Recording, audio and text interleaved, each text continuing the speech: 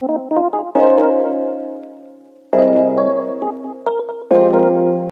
guys! Welcome back to our channel. Magandang umaga, everyone. Long time no video. Yes. Magbabalik vlog kami kasi first couple travel for 2020. Flashback. So, ayun na nga guys, we are going to Batangas, Laia San Juan, Batangas to be exact. So, upon reservation, binigyan na kami ng instructions ng hotel, kung ano yung mga kailangan naming requirements. So, we went to the nearest city health unit sa barangay namin to accomplish this thing. So, ito na siya. Ito na yung whole process and then later I'll be explaining kung ano yung mga documents na kinuha namin. Ito yung kailangan namin ibigay sa City Tourism Office ng Laia. So, medical certificate. Pero, para makuha yung medical certificate na yan, kailangan mo muna kumuha rin ng certificate of residency sa barangay mo, and then kailangan mo rin mag-fill out ng LSI form. So, yan. Lahat dadalhin na lang namin para sure. End of flashback. So, ayun. Ito na siya. Ayan yung medical certificate for me and for Dane. Requirement talaga ng Batangas is itong medical certificate na to, na dapat sign daw ng licensed physician or medical officer. So, ito na siya. And then for the City of Bacoor, para makakuha ka ng ganito, kailangan meron ka munang certificate of residency coming from your barangay. And then, kailangan mo rin mag-sign ng LSI form. Yan. Tapos, yung health declaration form, pinasa na namin dun sa kanila. And then, kung makikita nyo ito, documents na ready ko just in case. So, ayan siya. So, ang mga nandito is itinerary. Itinerary kung saan kami magsistay. So, yun, 2 copy just in case na manghingi din yung City Tourism Office at kung ano man yung checkpoint na madadaanan namin. And then, the next is health declaration form ko at health declaration form ni Din na 2 copies din. I don't know if lahat to is kukunin or hahanapin ba to, pero diba, mas okay na yung prepared ka when traveling.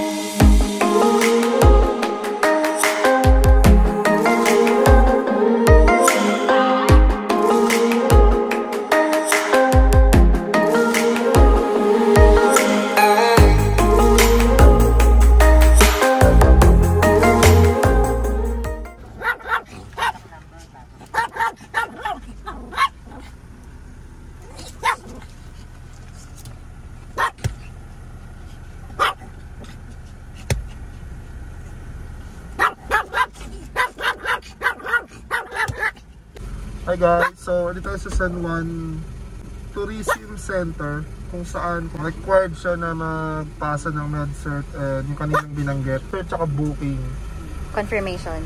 Drive-by lang siya. Oo, so, yeah. So tinanong ko si Kuya, may fee na 20 pesos each passenger. So 20 pesos. Hindi nga yung sushi. Galit na galit yung dog. Galit na galit. Thank you. Ito yung binilin ng resort na kunin namin, yung tourism referral slip. So, ito na siya. We have it na. So, didiretso na kami dun sa resort. Ito yung binayaran namin. So, pasado naman lahat ng aming requirements.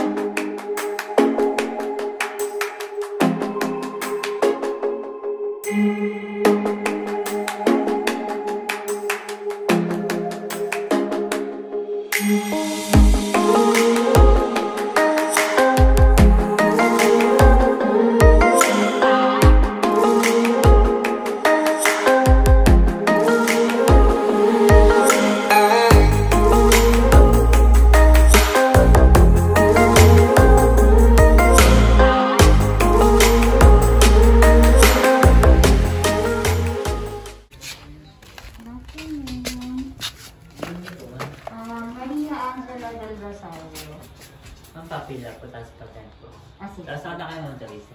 Oo, pwede na siya. Sushi. Kunin ka na po mo. Oo, sige. Sushi.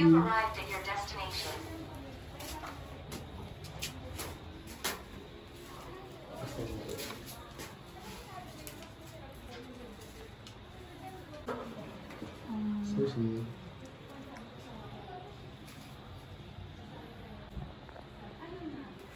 Nakaano pa rin naman kayo, no? 50% capacity. Apo.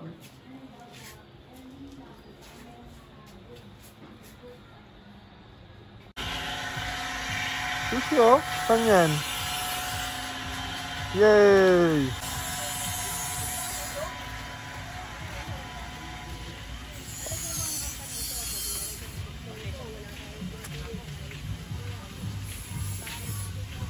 Pupunta tayo ngayon sa ating kubo. Oh yeah. Thank you! Ito kuya sa amin, di ba to? Hindi. Kung walang tao. Okay, sige. Thank you! Thank you kuya. So, this is our accommodation. Oh, hello, Sushi! Tao po! Pasok po ako! So, na-set up na namin yung food. Ayan, magkasamgyupsal kami dito. Ayan na siya. Sara natin makalumabas si little girl. And then, ito yung room. Sobrang small lang siya. Pero at least may aircon. That's what's important, right? Ayan. Hi ulit kay Sushi. Ayan lang siya. Ayan lang yung space. Then, back to the beach. Ayan.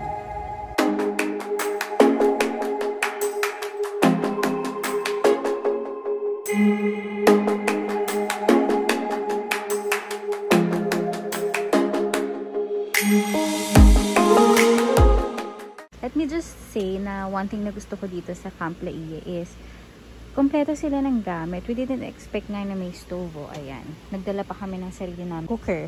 So, may stove pala siya pero hindi naman namin siya gagamitin. And then may mga, this rice cooker dala namin to. Pero meron din silang kanya-kanyang mga kitchenware. Meron din kitchenware dito like this kawali na gagamitin ko. And this sandok or wooden spoon. Yan, sa kanila yan. So, it's a plus for us. And then, tip lang din para sa mga nagte-travel. Ayan. Nagbaon kami ni Dane ng mga pagkain, ng mga lulutuin. Para hindi na kami gagasto sa labas. Yan, itong cooler namin, puro yan mga ulam. Frozen goods lang naman. So that hindi na nga kami mamimili sa labas since we're staying here for 2 days. For the inside of our room naman guys, pakita ko lang sa inyo yung mga usually dinadala namin ni Dane during travel. Syempre yun yung mga gamit namin. Sorry, ang gulo. Gamit ni Sushi, gamit ko, gamit ni Dane. And then, we always bring extension cord. Yan. In cases nga na like ito, malayo yung saksakan from the bed. So, para pag magsa-cellphone kami, abot yung mga charger namin. And also, in cases na konti lang yung outlet na meron yung room. And then also, meron na kaming stock ng alcohol. Meron kami ditong chips and then beer. And then meron din kami ditong hard. In case na gusto namin uminom kasi laging mahal ang tinda ng mga alcohol kapag ka nasa resort ka. So, ayan, andyan na siya. We're lucky na Camp Laia doesn't have corkage fees. So, lahat na mga pinasok namin pagkain alak ngayon, wala siyang bayad. And also here, yan, lagi ako maraming dalang tissue pag nagta-travel. Especially pag kasama namin si Sushi para wipe ng mga areas. Ayan si Sushi. Siyempre, our own stack of water. Uling para makapag-iho kami bukas. Bread. And the electric kettle for our coffee. Ganun. The following day. Good morning guys, it's our second day here at Camp Laia. So the thing that I was not able to discuss last night is kung nasaan yung CR no, ng kubo namin. So walang CR doon sa may kubo namin, but meron kaming designated CR area dito. Ayan, it's ours. Ayan, nakalagay Casita 2 packs with AC. So kami lang yung merong key dyan. So, it's a 1-minute walk saan kami nagsistay. So, lalakad ako para makita nyo kung gaano kalayo yung CR dun sa pinagsistayan namin. Ayan si Kevin din, naghuhugas ng mga kaldero na ginamit namin kahapon para makaluto na ng breakfast. Hi, babe! Babe! So, ayan. Galing ako sa CR. Ayan yung beach. Ayan siya. So, beachfront tong resort na to. And then, eto na yung kubo namin. Ayan, yung may mga sampay-sampay dyan. Ayan. So, ganun lang kalayo yung CR. And then, the beach. Ayan lang siya. Isang tumbling lang.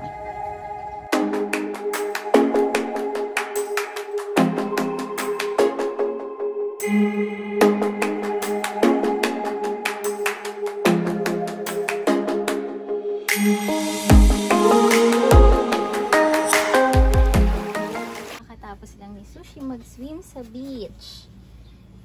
Ayan. So, towel dry na muna namin siya. Tapos iwan muna dito para makapag-rest, no?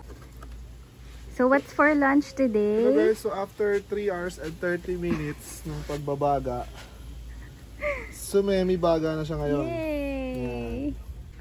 Here you go. Yummy! Yummy!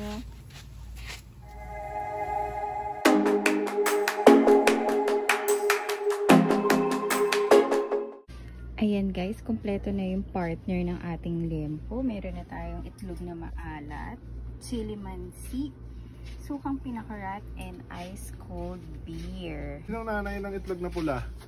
Sino? Pwede yung manok na pula. What's the special occasion? Bakit ka nag-ihaw? May uling. Happy anniversary. Happy anniversary!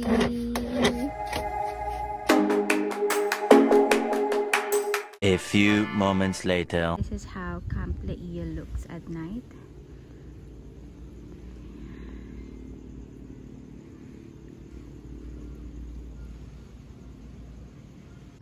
Good morning guys! It's our last day here at Camp Leia.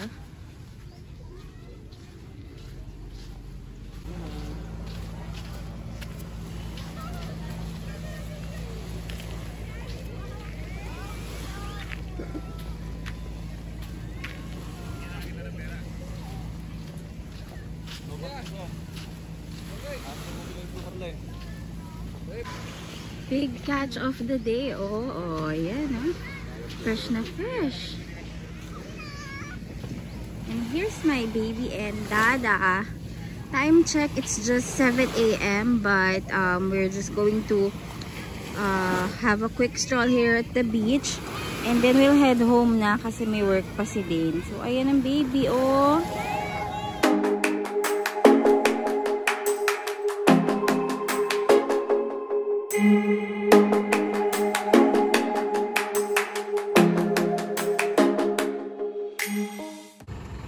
So, how's everything, babe? Wala nang ligo-ligo. Let's go with our next rest day.